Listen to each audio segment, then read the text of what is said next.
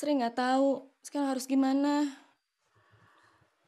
Ibu juga nggak tahu. Tuh kan, ibu juga bingung. Ibu nggak tahu, bukan bingung. Bininya Udin kan jualan gado-gado, Ing. Masa kagak ada duit sama sekali? Sebenarnya ada. Kalau ada, ngapain cari pinjaman? Kalau dipakai ke dokter, Sri besok nggak jualan. Ya nggak usah.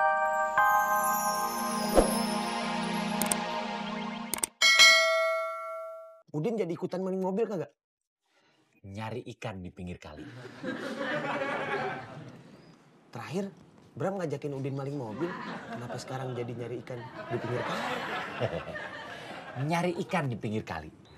Mari kita lanjutkan cerita Udin dulu. Kirain lu mau nyeritain si Udin nyari ikan di pinggir kali. Itu pantun. Iya, gue tahu. Anak si Udin minta gendong. Apaan anak si Udin minta gendong?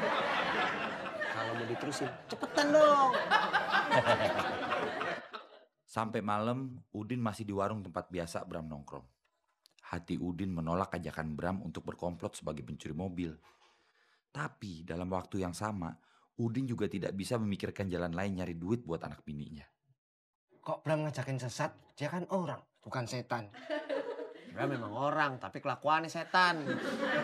Sri juga lagi gelisah. Emang Udin udah pulang ke rumah? Belum. Terus Sri tahu dari mana persoalan Udin?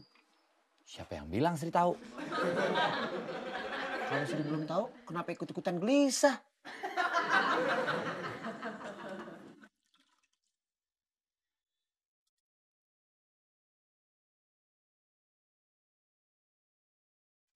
Budi kenapa? Badannya panas.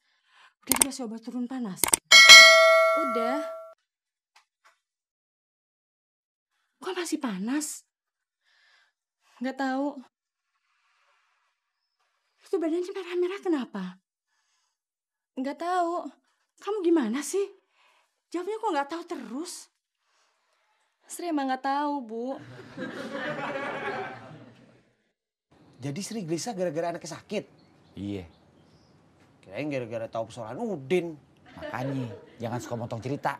Bukannya motong, nanya.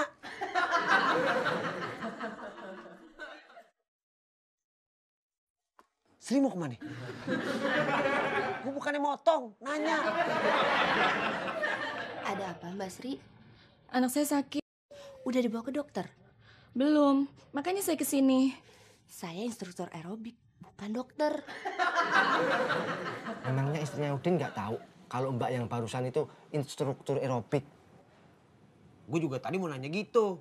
Cuman takut dikira motong lagi. Dia tahu. Maksudnya dia ke situ bukan dikira Mbak itu dokter. Tapi dia mau pinjam duit buat ke dokter. Oh. Maaf Mbak Sri. Si Mbak cuma minta maaf. Berarti si Mbak nggak ngasih. Kok kamu tahu? Kalau ngasih ngapain minta maaf? Sri buru-buru pulang. Sedih, bingung. Cuma Bu Rahma yang baru aja didatengin. Yang bisa diharapin buat minjem uang. Cuman Bu Rahma tetangganya yang kelihatan sedikit berlebih ekonomi rumah tangganya. Dia punya penghasilan dan ngajar senam aerobik. Selain itu, suaminya kerja jadi karyawan BUMN. Tetangga yang lain keadaan ekonomi rumah tangganya pas-pasan.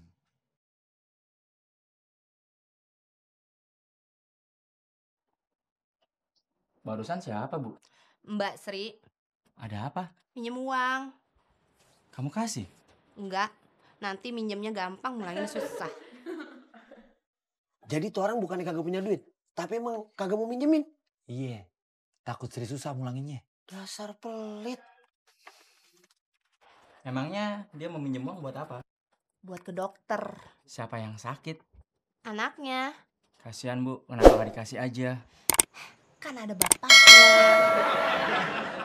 Si Mbak itu keterlaluan ya. Kalau minjemnya ke gue, pasti gue kasih. Saya aja deh yang minjem. Gimana? Nggak dapet. Lah terus? Bingung. Bingung nggak bisa bikin panas anakmu turun. Sri nggak tahu sekarang harus gimana. Ibu juga nggak tahu. Tuh kan, ibu juga bingung. Ibu nggak tahu, bukan bingung. Bininya Udin kan jualan gado-gado, Ing. Masa kagak ada duit sama sekali? Sebenarnya ada. Kalau ada, ngapain cari pinjaman? Kalau dipakai ke dokter, Sri besok nggak jualan. Ya nggak usah jualan dulu. Kalau Sri nggak jualan, kita makan apa? Udah, soal besok gimana besok? Pakai apa ya, bawa Budi ke dokter? Pakai ojek? Nanti Budi kena angin. Kan lagi sakit. Pakaiin baju tebel. Kalau kurang, pakaiin selimut. Kalau masih kurang juga, dibungkus saja pakai spray. Sadis. Bukan sadis, gregetan.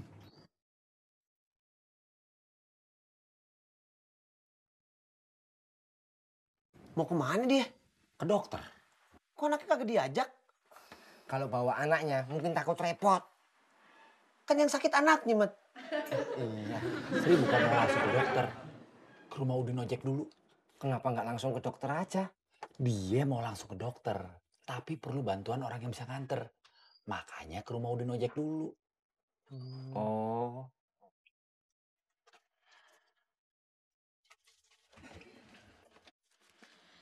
Bisa nganter ke dokter, Bang. Siapa yang sakit? Budi, Sakit apaan? panas. Badannya merah-merah. Bentar ya.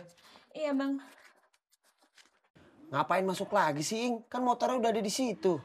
Tapi jaketnya kan ada di dalam. Kagak pakai jaket juga gak kenapa-napa. Helmnya juga ada di dalam. Ribet amat.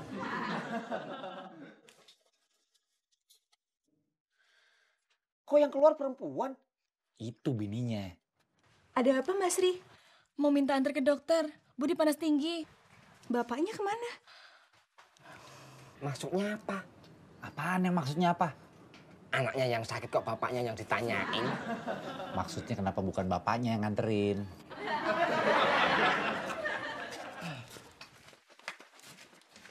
Ayo. Naik dulu, hidupin mesinnya, baru bilang ayo.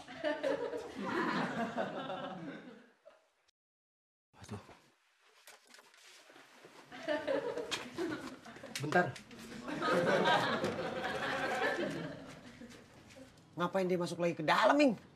Nyari kunci motor. Ada. Dengerin aja dulu. Lihat kunci motor gak? Emang tadi naruhnya di mana? Kalau inget nggak nyari. Ketemu kagak? Ketemu.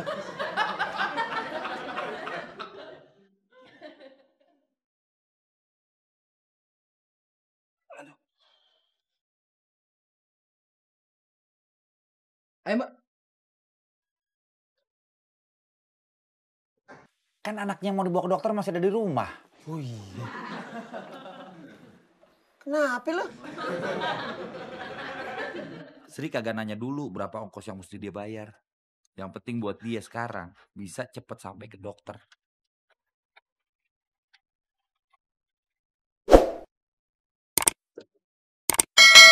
Udin ojek juga nggak berinisiatif ngasih tahu berapa ongkos yang mesti dibayar. Bukan nunda-nunda sampai entar. Tapi sekali ini Udin ojek emang niat kagak bakal minta bayaran.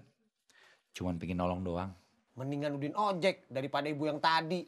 Ibu yang mana? Ibu yang instruktur senam. Mendingan apanya? Udin ojek orang susah juga kan? Iya.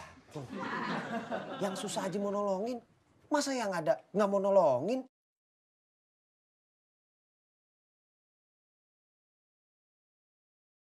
Tempatnya jauh. Kalau deket kagak minta antar pakai motor. Ngesot. Gimana? Anaknya Udin bisa sembuh? Oh, dia juga nyampe. Masa langsung sembuh?